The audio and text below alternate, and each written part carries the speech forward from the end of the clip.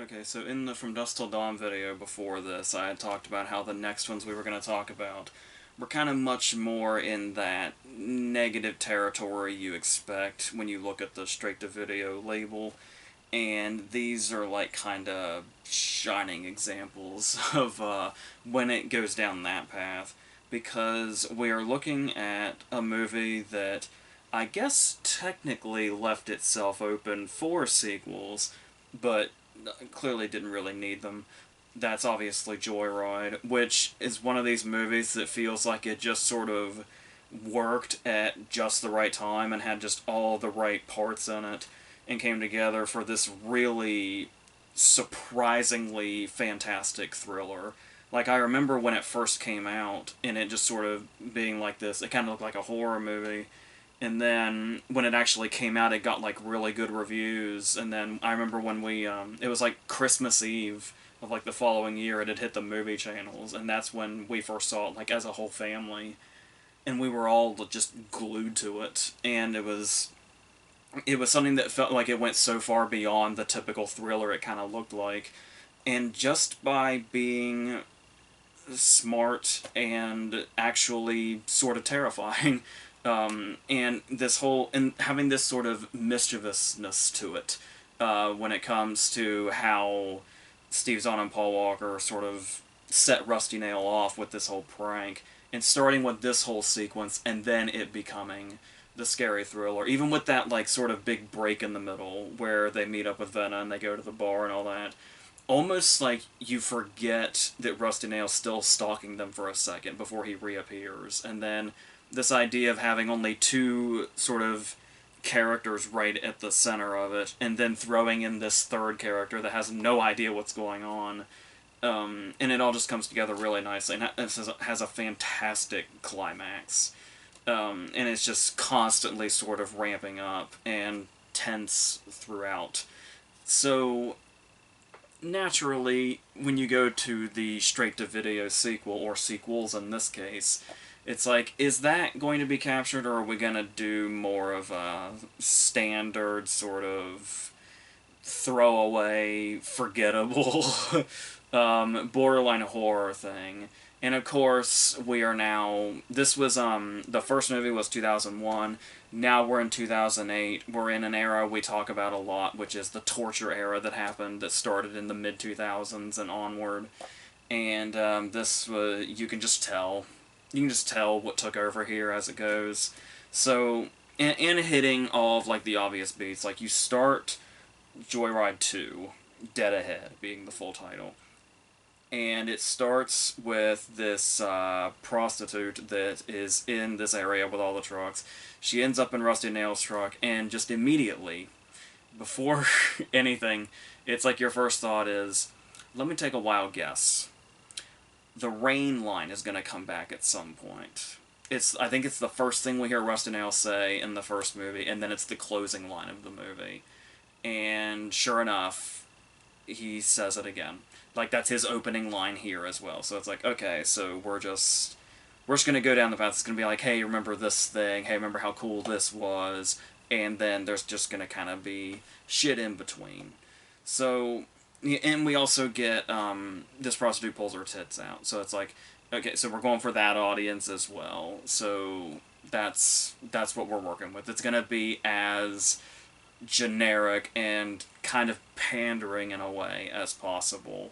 So I will say we do have an actor named Mark Gibbon, I think his name is, and I believe he's playing Rusty Nail in body and voice. Unlike in the original movie when we had Ted Levine doing the voice and another actor playing him physically. But here, what's really great is the voice is pretty seamless. Like, if you were to tell me this was Ted Levine again, I probably wouldn't think that was a stretch. So the voice they really got down for this one, and so I can definitely appreciate that throughout it. But as it goes on, and Rusty Nail as a character sort of, it's hard to say acts less and less like himself, because we don't know anything about Rusty Nail, and that's what makes him so great in the original movie. So I suppose I'd be sort of stepping into a certain territory by saying, oh, the character isn't like this or the character wouldn't do that. I guess, because I guess we really don't know. But it feels very... There's a lot of intrigue in this character that's lost as these two movies go on. And that's... Yeah. And of course, we get when the opening scene finish and the girl gets decapitated, we get the title in this very... Like, you want to talk about generic is the point I've been trying to drive home. It goes to a black screen, and in total silence, the title just comes into the frame and then goes out. So it's not even ceremonious about itself. So it's like, yeah, we're doing a straight to video thing. Just throw us a little more money on this Joyride title since y'all like the first one so much. Let's just all get this over with, is what it feels like when you see the title go by. But it does start, and I will say right off, it is one of those cases where you remember the ongoing joke when like Taken 3 came out, and I think one critic said Taken 3 makes Taken 2 look like Taken. The Joyrides pretty much operate on the same wavelength, so the second movie is just not good, but because I've seen the third movie we're going to talk about in a minute, the second movie does feel like a better movie than when I first saw it, than before I had been graced with the third movie. So, trying to find like some of the benefit of the doubt here, which may not have happened after or before the third movie, we'll see. So, Nikki Acox, I think is her name, is our lead, Melissa. Nikki Acox, who tragically passed away a couple of years ago, which is really sad when you watch this. Because she has that sort of lead quality here, and then you've got the other supporting characters. And this is one right away. It does start with that funny sort of prank where they wake up the boyfriend, Bobby, and there's a tow truck in front of them, and they trick him into thinking that they're in oncoming traffic. That's kind of a funny start for these characters, but then they go right into exposition land, where when they talk about what they're doing, why they're doing it, what their relationships are to each other, how long they've known each other, just all these...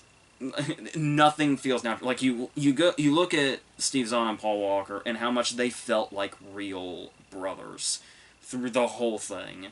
And even, like, as estranged brothers, they still had this close sort of feeling.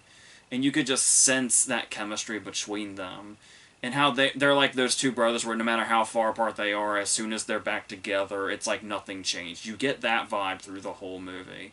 Even during the terror, that's always a thing throughout it. Here, like I said, right at the start here, when we start in exposition land, none of these people feel emotionally connected. They just kind of keep telling us how connected they are without it having any real... Like, without us feeling it for ourselves at all. So, when you start with that, there's not going to be a whole lot here when the terror kicks in. So, I think that's another thing that helps the original movie be so scary at times, is that the people involved feel like such real people, and these characters feel like they were written for a straight-to-video sequel. That's exactly what it is. So, and we introduce another character who is a guy that the sister character met on MySpace. Because it was, yeah. And he's one of those characters that's so frustrating because you can't tell if he's supposed to be the comedy relief or if he's supposed to be annoying. And it's like... it's like whenever he does something, it's like, if he's supposed to be annoying, they're doing a great job. If he's supposed to genuinely be funny, we've got a problem on our hands. And his character is named Nick, and Nick and Bobby do have these moments where they have, like, some decent banter, like when they're walking through the desert and they have the back and forth about wearing black in the desert and stuff like that. There's something there, but these characters also... are weird, like Nick and Bobby especially, in their relationship, because it feels like they hate each other for most of it. They literally just met, and Nick does not make good first impressions to the audience or anybody. And then in moments like this, it's almost like there's a bond forming, but then it feels like for most of the movie they still hate each other. And then by the end, when they're getting tortured together, you'd think they were supposed to be brothers or something. It's weird. It's like, even though they tell you in the opening scene, like, oh, this is how we're all, connected. This is all the emotional stuff we come with each other. It's still confusing sometimes.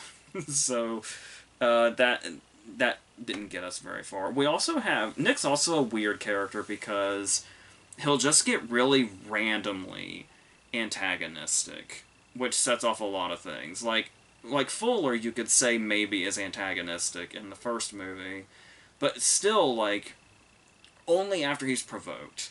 Like, I mean, we do get a mischievous side to him because obviously he's been arrested, and it's alluded to the fact that he has been several times. Like, he's just a general troublemaker, but then when he has this run-in with Ellinghaus at the motel, and he's provoked into taking the prank a step farther, it's not just out of nowhere. Like, he's still a troublemaker, but it doesn't feel like it comes from out of nowhere like it does with Nick. Like when we get the scene in the diner where he's just talking shit about the truckers out loud, like he's trying to start a fight out of nowhere.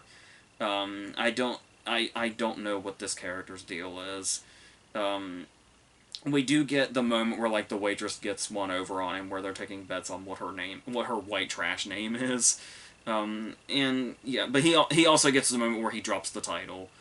And I don't think the original movie ever says the words Joyride in dialogue. So make of that cheese what you will. And then we get moments here where, like I said, they're kind of trying to say, hey, remember this cool thing, like the rain line at the beginning. There's the moment when he refers to Melissa as Goldilocks, when they don't know they're being watched yet. And the way he says Goldilocks, I guess, is kind of supposed to evoke the feeling of the way Ted Levine says candy cane. I don't know. It's also trying to do the thing where, at the opening scene of Scream, when Ghostface lets Casey know that he can see her by calling her Blondie, and that's like a really suspenseful moment.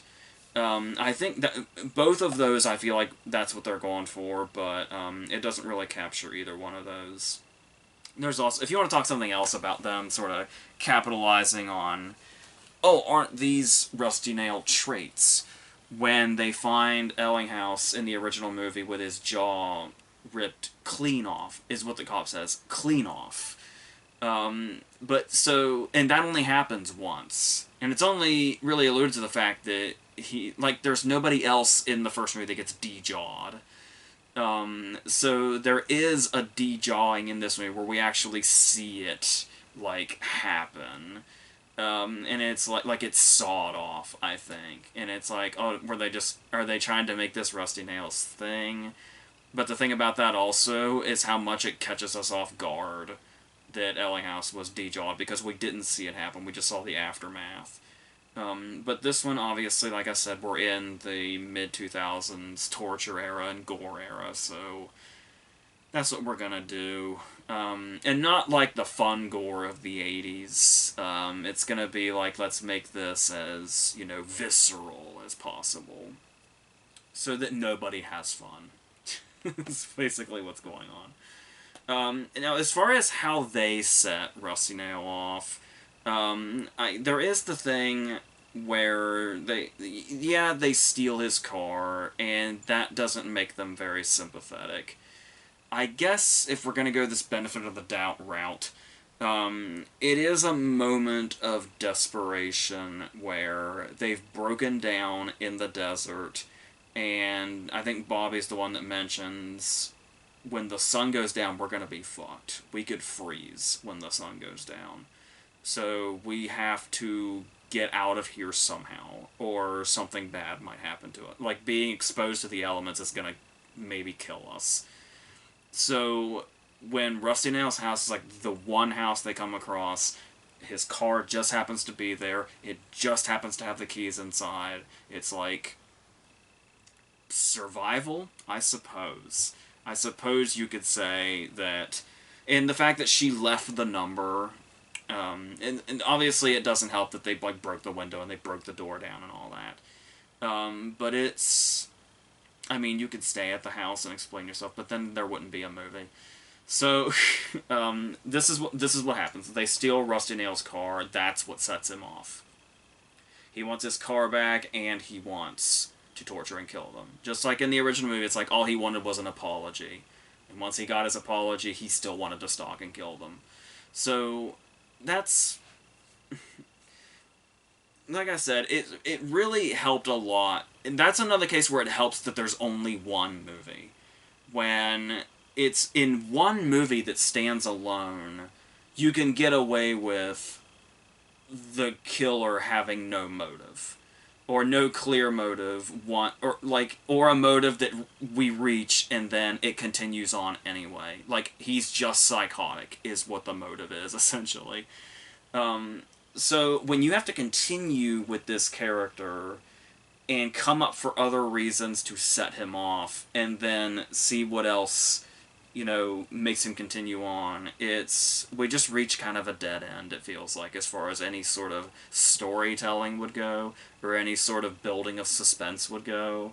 So it just leaves us in this sort of dead place. So as far as this really doubling down on stuff like gore and, sexual content or nudity or whatever, the idea of Rusty Nail seeming a bit hornier in this movie is something that does have precedent, because say what you will about Fuller and his sort of being a troublemaker and his sort of being abrasive, Fuller as a character was nothing if not perceptive, if you go back and watch the first movie. So, in that moment, when they first get Rusty Nail on the hook with Candy Cane, Fuller says the reason they pulled it off was, these guys are so fucking horny. Like, you just do one voice that sounds remotely female, which Paul Walker really didn't. It's still believable that they got Rusty Nail on the hook, and that's what set the whole thing off. Was the potential of Rusty Nail being just horny. But, that's the thing, though, is, like I said, we don't really know ever what, drives or motivates Rusty Nail. He just sort of is. He's like a force in the original movie. So, but if you want to go that route, where he seems like a hornier version of himself, where he has, like the scene where he tells the prostitute to take her tits out, and then the scene where he makes Melissa strip in order to save Bobby. And even if, that ended up being a fake out and it was a different trucker, still, there was something there. But, like I said, I suppose that criticism has a bit of precedent from the previous movie, so you can give it that. But it still feels like just sort of pandering to the crowd that is easily persuaded enough by, oh, is it going to have gore? Oh, is it going to have tits? Okay, well, get it off of Walmart's new release row back in 2008, or rent it at the video store, or whatever, is who they were trying to get to, really. So, a younger audience at that, probably, as well. So, that, like a teenage audience. So, it's... Yeah, so I can see where there's some merit to some of this, maybe. Or not so much merit, but reason, I guess. Purpose. But, yeah, because the humor also, talking about those fake-outs, there were a couple of humorous fake-outs in the original movie. The ice truck guy chasing them down to give them their card back, and when they're trying to steal the truck during the climax, and that guy comes out, who seems like he might be the owner, and then he's not. They decide to play with those fake-outs. Like, we had the moment with the other trucker when she was stripping. There was also this one that's very, very forced, where they decide to go into the morgue and take a finger and pass it off as the sisters. And the guy in the white coat that works there goes in and then comes back out and is charging towards the car.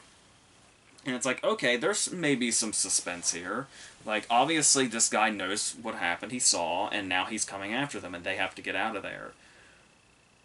But you've got Nick in, like, the back seat going, it's him, it's the guy. That guy probably saw the finger. He wants his finger back.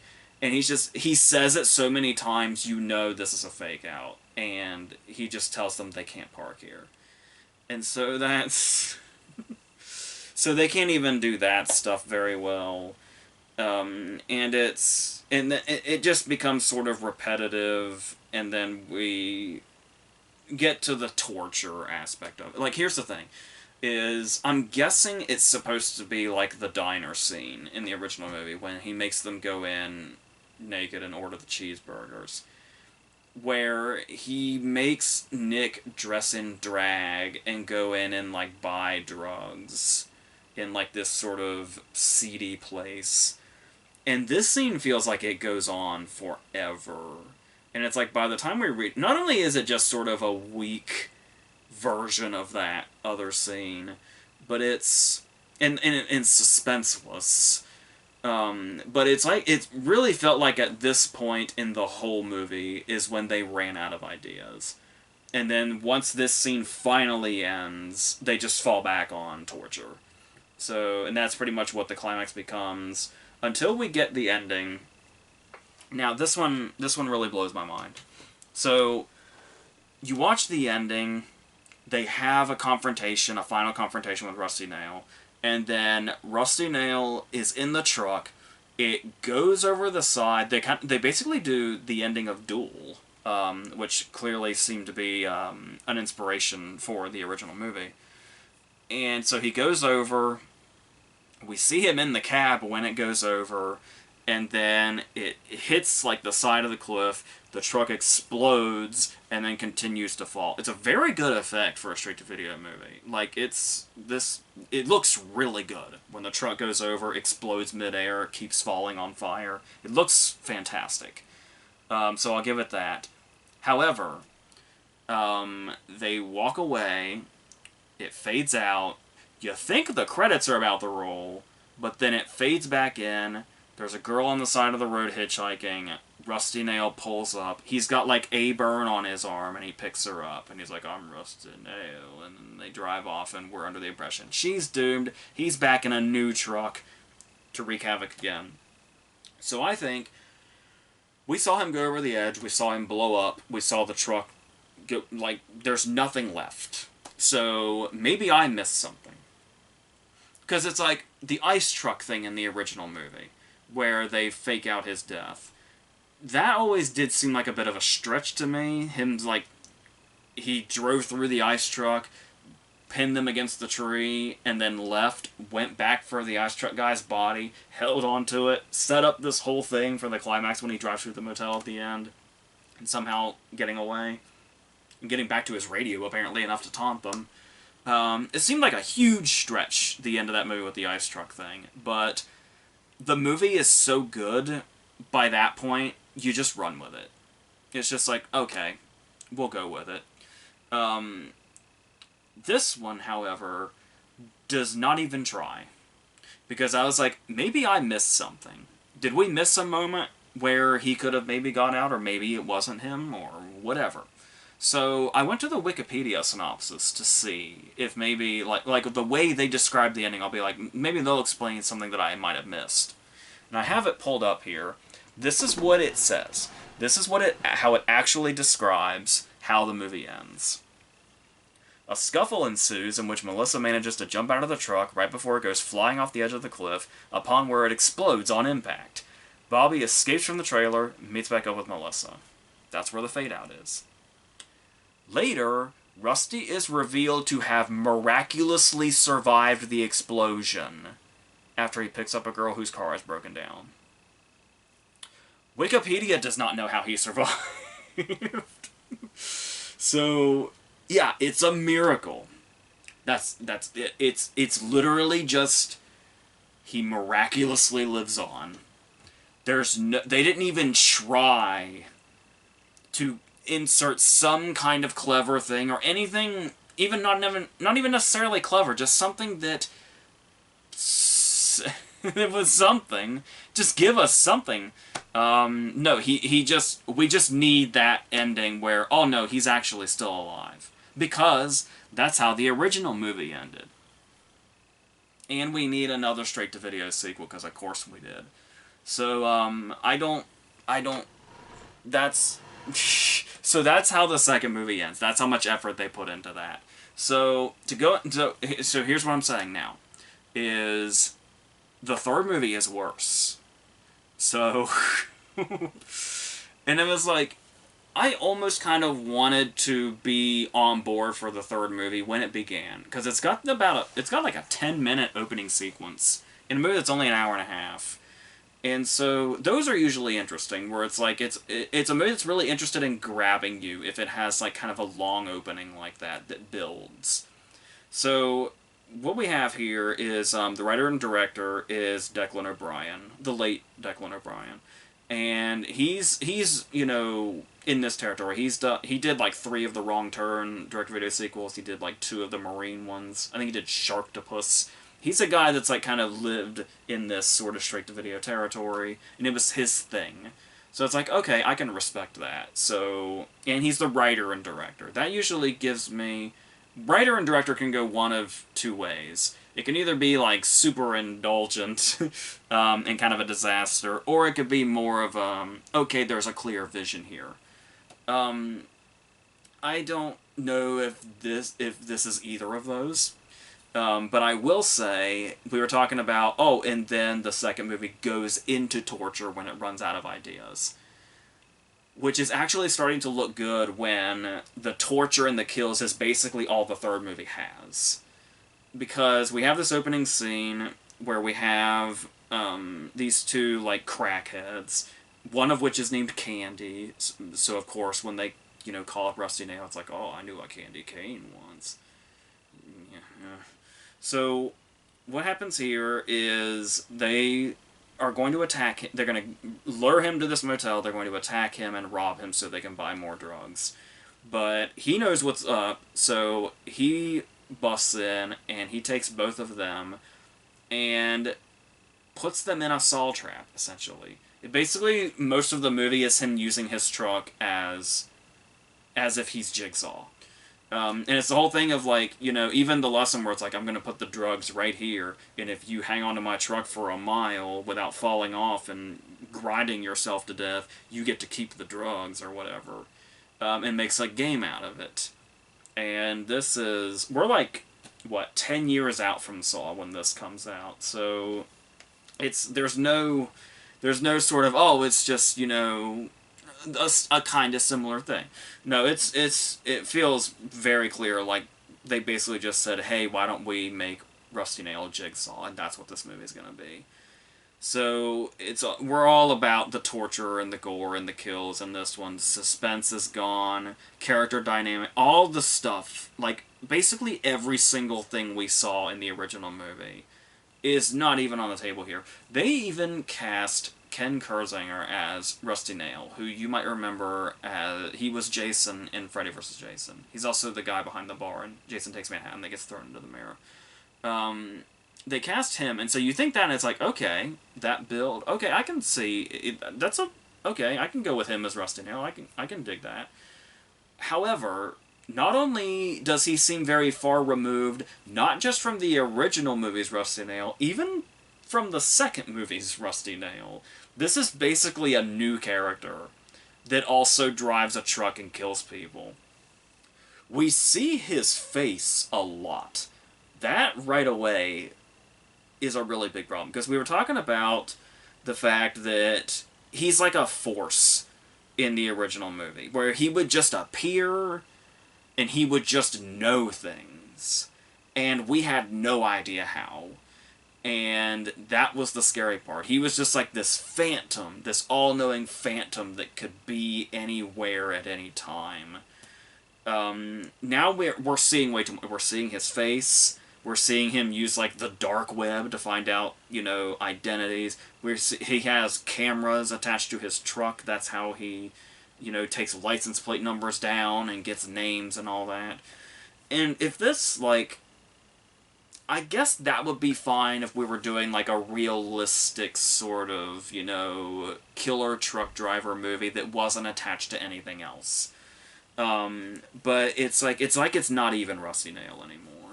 So that's like pretty much everything about that character and what little we already knew is yeah, it's just all revealing now at this point, which takes everything out of it. So there's that. So looking at our cast here, the size of the group continues to grow. Like I said, we started with 2 in the original movie, and then we threw a third person in that had no idea what was going on, which was basically the perfect setup. Then you've got, you know, 4 characters in this one, and then now we're just trying to... There's a couple of people here where I don't even know what purpose they serve. They're on this racing team, and there's so many of them, they need 2 cars. So, it's like, you know the only intent here is to increase the body count. So, that's basically what they're doing here. And we get this open, when they provoke him, basically by being assholes on the road with their race car. Where it's kind of like, it's like they're basically doing a lesser version of that incredible opening scene of Jeepers Creepers. There's even the moment where, like, the figure of Rusty Nail is standing a lot like the Creeper did, like when he was by the church. That unforgettable scene in Jeepers Creepers that's now just a forgettable scene in this forgettable movie. So, there's that. There is, like, the one moment, like, the only likable thing a character does in this movie is them still being an asshole. But it's when the character Bobby... There's another character named Bobby.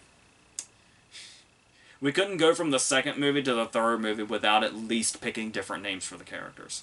There's another Bobby, and this Bobby accurately points out that one of the waitresses at the diner looks like Large Marge. So I that's kind of funny, I guess. But they do set up this sort of Rusty Nail mythology now, where he has, I guess, a specific road that he does his kills and torture on now. So they call it Slaughter Alley. There's even a guy named Barry at the diner that basically acts as Crazy Ralph, explaining all this. And that's... And then it goes, and it's torture and kills, and torture and kills. Every now and then, Jordan, who's kind of our lead character, he'll, like, come out and he'll puff out his chest, and he'll say, "Don't you hurt anybody?" And then more torture and kills, more torture and kills. Jordan puffing his chest out, and it just goes in a cycle for the rest of the movie. There's a decent sort of jump scare moment when they're just driving along, and they might be talking to Rusty Nail at this point, but then you don't know where he is at this point. He could be a mile out, he could be close behind, he could be anywhere. And then just very suddenly, he turns his lights on and blows the horn, and he's right behind them. And that's cool. It's sort of like this movie's your tail light moment. That great moment in the original movie where it's like, oh, Rusty Nail's behind us, but we don't know which one he is, and maybe he's just fucking... Maybe he already knew about the taillight, maybe he's not back there, and just this uncertainty if they're being stalked or not. It's the closest these get to that moment, which is maybe one of the more chilling moments in the original movie. However, I compliment this jump scare, but they do it again when Jordan meets up with him the first time, and they do it a third time during the climax.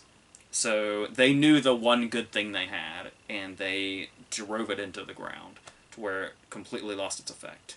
So there it is. They also do the trucker fake out again. They're repeating character names from the second movie. They also do the whole thing where it's like a cop seems to be pulling over Rusty Nail, and then it's a different trucker. Whatever. There's also, like... It's also... The cop characters are also confusing, because they introduce this one... It's like this rookie cop that you think is going to be, like, a major character. And then he just kind of blends in with the other cops for the rest of the movie. There's not really, I don't know. It doesn't care about characters. All it wants to do is the torture and the kills thing. So there's a lot of that. There's a lot of screaming and screaming, and it's not scary. It's just grating. And when it's not grating, it's just boring. And it feels like it goes on forever. This movie feels so long, and it's like an hour and a half. Um, if there's anything else that might be going for it, there's this character Austin, who is killed pretty early when he has his hand stuck in like this engine's fan or whatever, and then his face, and then there's just like nothing left of his head practically except hair and a jaw, partial jaw, I guess. And so for a large portion of the movie, they're talking about him having Austin and Jewel, who is Jordan's girlfriend. And they keep saying Austin and Jewel, Austin and Jewel, we have to save Austin and Jewel. I do think it's very interesting that for most of the movie, they feel like they have to hurry to save a character that we, the audience, already know is dead and has been dead for some time. However, I do think a better version of that is probably us finding out at the same time as them, like at the end, oh, this person we've been, trying to save has been dead this whole time. And another kind of curveball they throw is the fact that Jordan and the other girl end up being the last ones left who have to save Jewel. Because you think with Jewel being Jordan's girlfriend and her being the damsel in distress the whole time, that the climax will be her getting saved during the scuffle or whatever it is. But the fact that not only does Jewel end up dying, but she has, like, the most graphic death of the movie. Like, the most elaborate death of the movie. So, that's something that is interesting, and an interesting way to go. Maybe that's, like, where, like, the movie being by a writer-director comes in. Where it's, like, he made these choices, like Austin dying early, and actually killing Jewel, and in such a big way, a graphic way, a brutal way, that there's something here, but it's all been so watered down by all the torture and gore and screaming that you just grow numb to eventually. It just gets old very, very fast. And like I said, no suspense. You don't give a fuck about who is being tortured. You'll probably even mix up some names and characters. It's like, which one was this again? Is this the guy that looked like Jeffrey Donovan or the guy that looked like Bradley Cooper? I can't tell which is which. Is it the guy that made the Large Marge joke? And you're always I feel like you're always asking yourself, am I mixing up characters? I don't know. And like I said, just what betrays the original movie the most with these two movies is just how suspenseless they are. So and like I said, once you've gone to the third one, the second one looks so much better like literally just having talked about the third one right now in real time as I'm talking to you, the second one already looks better again after we just shit talked it for so long. So yeah, like I said, little things come through here and there where it's like, okay, that's kind of nice, or oh, you might have had something there, and then it just always finds a way to throw it away, especially when we get to the ending, when, you guessed it, Rusty Nail's truck gets put in a compactor, and then they're like, alright, let's go home. And then we have a very drawn-out scene when the cops are standing around the compactor, and they're like, alright, let's open it up. Oh man, there's gonna be nothing left. Oh man, this is gonna be so bad. And it's like, he's not in there. You fucking know he's not in there before they even open it. And, once again, miracle. Just teleported out, I guess. It's really funny that they're making Rusty Nail seem less like a force and more like somebody that's actually doing things. Like, he has to use cameras and the dark web and stuff to find the things out that he does. Yet you're also giving him more supernatural powers by letting him just teleport out of situations and continue to live on and wreak havoc. So, this time he's the hitchhiker at the end, but I guess he's gonna kill that guy that picked him up. Who the fuck cares? Luckily, this is the only 2 they made, I think. So, that's what these are. So, the next thing, I think, is going to be my tweak of what I've done to Versus, or at least what I'm doing this month, for a few things, and then we'll continue on. We've got more Stephen King stuff, more of this straight-to-video stuff, and everything in between. So until the next thing, I think that's it.